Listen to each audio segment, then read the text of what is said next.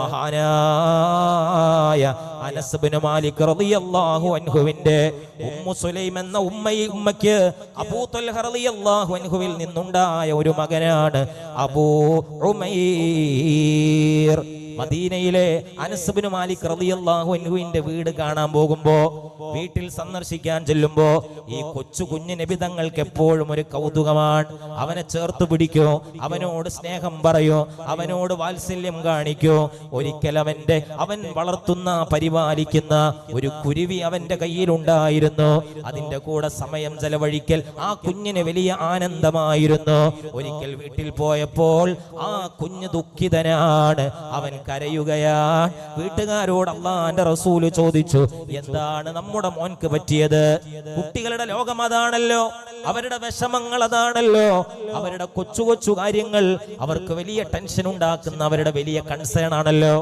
ഇത് പറയുമ്പോ ആനുഷംഗികമായി ഞാൻ ആലോചിച്ചു പോവുകയാണ്, ഇന്നത്തെ പുരോഗമനം പറയുന്ന ആളുകൾ പോലും കുഞ്ഞുങ്ങളെ ഒരു വ്യക്തികളായി അംഗീകരിച്ച് അവർക്കുള്ള പ്രശ്ന പരിഹാരങ്ങൾ മുന്നോട്ട് വെക്കുന്നതിൽ പരാജിതരാണ്.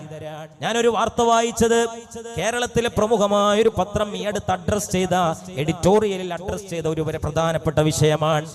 കൗമാരപ്രായത്തിലുള്ളവർ കൗമാരപ്രായത്തിലെത്തുക പോലും ചെയ്തിട്ടില്ലാത്ത എത്രയോ കുഞ്ഞുമക്കള് വീടിനും കുടുംബത്തിനും മാതാപിതാക്കൾക്കും തീരാ നോവ് ബാക്കി വെച്ച് തിരക്കിട്ട് കടന്നു പോവുകയാണ്. ജീവിതത്തിൽ നിന്ന് അവരകലുകയാണ്. ഒരു മുഴം കയറിൽ മനോഹരമായ ജീവിതം അവരവസാനിപ്പിക്കുകയാണ്. മലയാളികൾക്കിടയിൽ തന്നെ വർഷം തോറും ആത്മഹത്യാ നിരക്ക് വർദ്ധിച്ചുകൊണ്ടിരിക്കുകയാണെന്നാണ് പറയുന്നത്.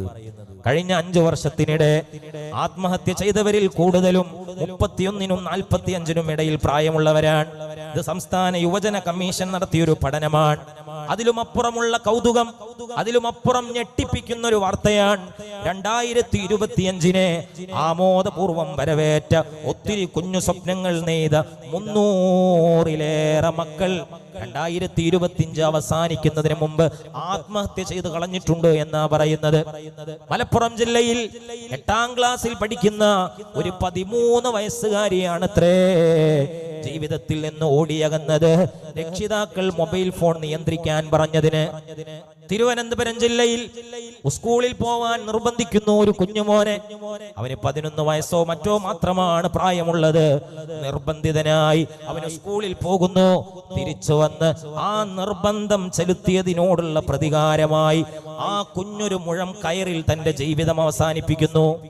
കുട്ടികൾക്കിടയിൽ വളർന്നു വരുന്ന ആത്മഹത്യാ പ്രവണത ഇത് രക്ഷാകർതൃ സമൂഹവും അധ്യാപകരും ഇവിടുത്തെ രാഷ്ട്രീയക്കാരും മത നേതാക്കളും ഒക്കെ ഗൗരവത്തിൽ പരിഗണിക്കേണ്ട വിഷയമാണ്. കുട്ടികളോട് നമ്മൾ ക്വാളിറ്റി ടൈം സ്പെൻഡ് ചെയ്യണം.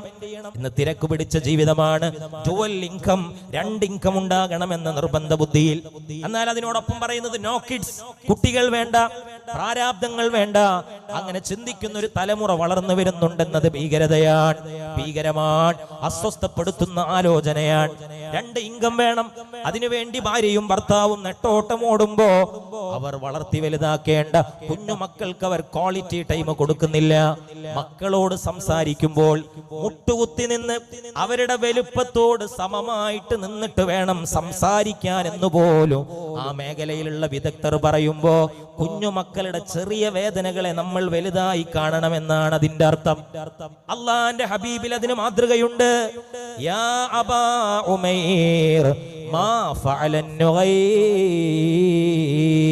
കുഞ്ഞേ, നിന്റെ അടക്കാ കുരുവിക്ക് എന്താണ് പറ്റിയത്?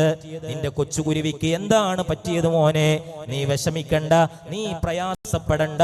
ആ മദീനയിലെ ഏറ്റവും തിരക്കുള്ള നായകൻ നബിയിൽ വറ മുഹമ്മദ് മുസ്തഫ സല്ലല്ലാഹു അലൈഹി വസല്ലം